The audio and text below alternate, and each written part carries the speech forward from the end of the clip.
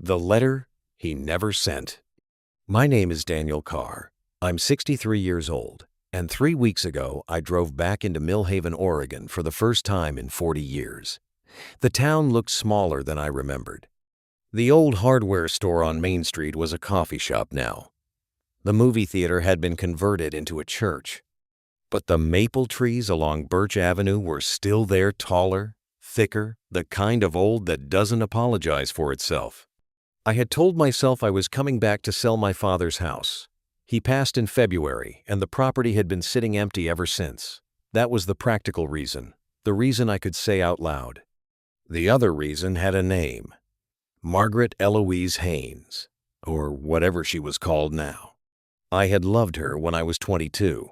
I had written her a letter when I left for the city, a letter that said everything I was too afraid to say in person, that I didn't want to leave, that I would come back for her if she asked me to, that she was the only thing in Millhaven that had ever felt like mine.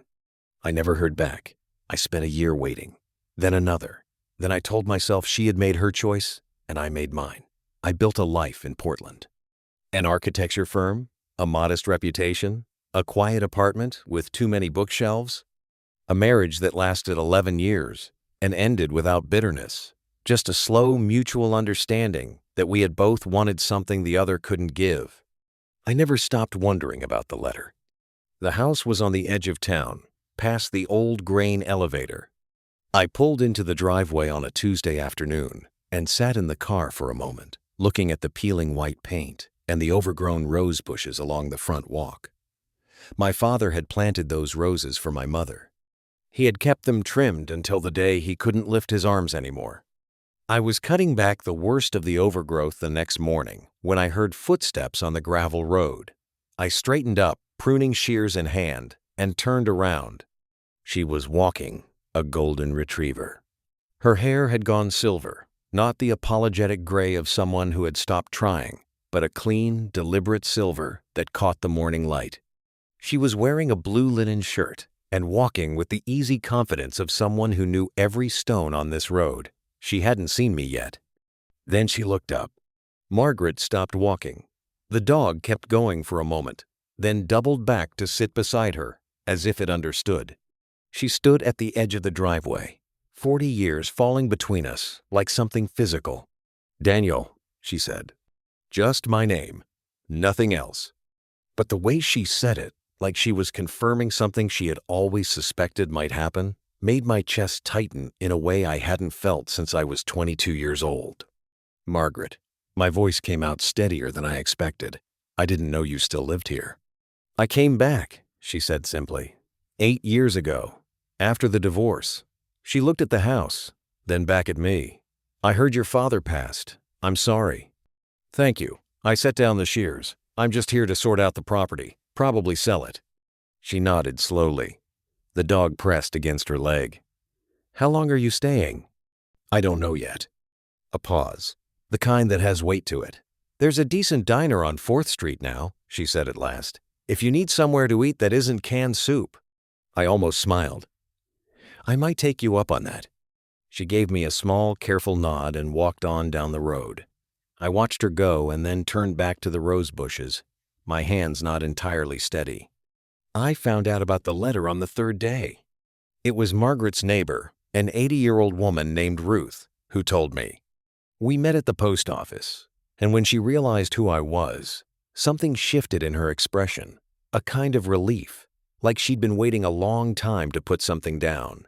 She told me quietly, standing between the mailboxes. Margaret had been engaged to a man named Robert Haynes by the time my letter arrived. He had been the one to collect the mail that day. Ruth had been there. She had seen him open the envelope, read it, fold it back up, and slide it into his jacket pocket. Margaret never knew. She had married him 3 months later, believing I had left without a word. I stood in the parking lot for a long time after Ruth walked away. The sky above Millhaven was the particular pale blue of early spring, and I had no idea what to do with 40 years that had just rearranged themselves into a different shape. I went to the diner alone that evening and sat in a corner booth, staring at a cup of coffee until it went cold. I didn't know whether to tell her. She had built a life on the assumption that I hadn't written. She had made peace with it, or something that looked like peace. Who was I to walk in after 4 decades and upturn all of that? But I also thought about her face at the edge of the driveway, the way she had said my name. She found me before I found the courage. It was Saturday, 5 days after she'd walked past the house. I was on the porch with a legal pad, making notes about what needed repairing, when her car pulled up. She got out, holding a small covered dish, and walked up the path with the directness of someone who had rehearsed this and decided rehearsing was pointless. "Ruth told me," she said, before she'd even reached the steps, "about the letter." I set down the legal pad. "How long have you known?" 3 days. She stopped at the bottom of the steps. Her eyes were clear, but there was something careful in them, like she was handling something she wasn't sure was fragile or solid. "I've been angry, not at you." "At him?" "At the years." She looked out at the rose bushes I'd spent the week cutting back. "I keep thinking about who I was at 22, what I would have said if I'd read it." "What do you think you would have said?" She was quiet for a long moment. A bird called somewhere in the maple trees. "I think I would have asked you not to go." The words landed in the quiet morning, like something that had been traveling a long time and finally arrived. I came down off the porch steps. She didn't move back. We stood at the same level for the first time, close enough that I could see the lines at the corners of her eyes, the ones that hadn't been there at 22. The ones that meant she had laughed a great deal and squinted into a great many mornings. "I should have said it in person," I said. "I was a coward. I put it in a letter instead of saying it to your face." "You were 22, she said. "So was I." A pause. "I think we get to try again." "Just like that?" "Not just like that." The corner of her mouth moved not quite a smile, but close. "It's been 40 years. I imagine we've both changed enough to be interesting." I laughed. The sound surprised me, full and unguarded, the kind of laugh I hadn't produced in years. She looked pleased in the way people look when they've said exactly the right thing and knew they would. "What's in the dish?" I asked. "Chicken and dumplings. My mother's recipe." She held it out. Seemed like the right thing for a man who's been living on canned soup. I took it from her. Our hands overlapped for a moment around the warm ceramic, and neither of us moved to fix that. "Will you stay for dinner?" I asked. "I can't cook, but I own plates." She considered this with the gravity it deserved. "I suppose someone should make sure you eat properly."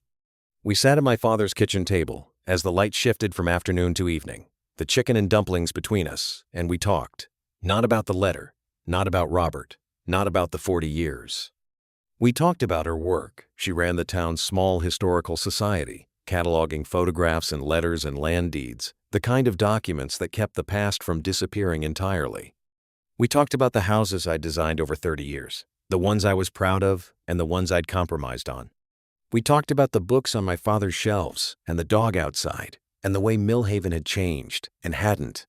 At some point, she mentioned that the Historical Society was looking for someone to restore an old building on the edge of town, an 1890s farmhouse that needed structural work before they could use it as an archive space.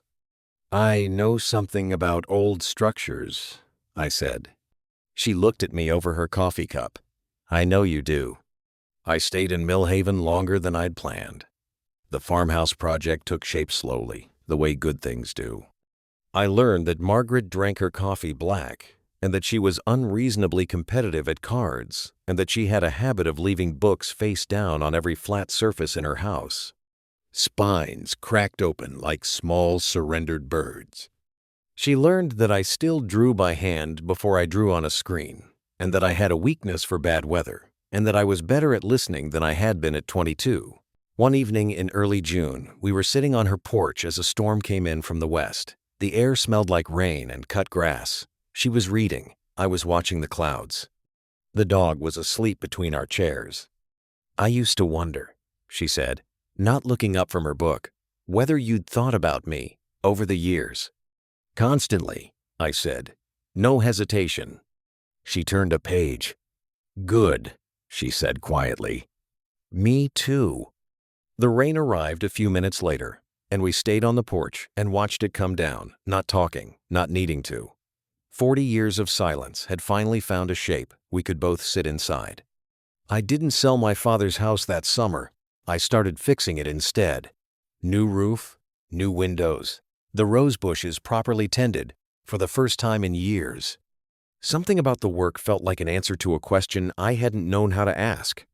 Margaret came by most evenings. Sometimes she brought food. Sometimes she just sat on the porch with her book while I worked. The dog made himself at home on my father's old rug. In September, I found the letter, or what was left of it, tucked into the lining of an old jacket in my father's closet, folded and creased, as if it had been carried for a long time before being put away. Robert must have kept it, and when he died, Margaret had returned his things to the house without knowing what was inside. My own handwriting, 40 years younger. The ink faded but still legible. I sat on the edge of the bed and read it. Then I walked to Margaret's house and knocked on the door, and when she answered, I handed it to her without saying anything. She stood in her doorway and read it slowly, in the late September light, and when she looked up, her eyes were wet. "You wrote it," she said. "I told you I did." "I know." She folded it carefully. "But reading it is different. Hearing your voice at 22. She pressed the letter briefly against her chest. He kept it. He knew what it was. She was quiet for a moment. Then she reached out and took my hand, the letter held between both of us, and we stood there in her doorway while the autumn light came through the maple trees on Birch Avenue, gold and unhurried, the way light moves when it has nowhere particular to be. "I would have said yes," she said softly. "Just so you know, 40 years ago, I would have said yes." I brought her hand up and pressed it briefly to my lips, the way my grandfather used to with my grandmother, old-fashioned and deliberate. "Then let me ask you now," I said. "Whatever comes next, let me ask you now." She looked at me for a long moment, this woman I had loved at 22 and apparently never stopped, standing in the autumn light in the town we had both come home to. "Yes," she said, simple as that. The same words she would have said 40 years ago, arriving right on time.